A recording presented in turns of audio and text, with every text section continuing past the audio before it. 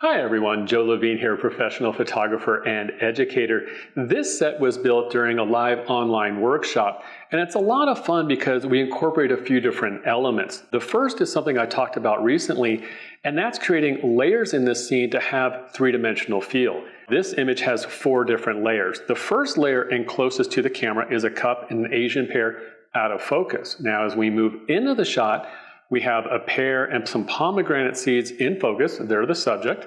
We move back a little bit. We have a bottle, some fruit, and then the final layer is the background.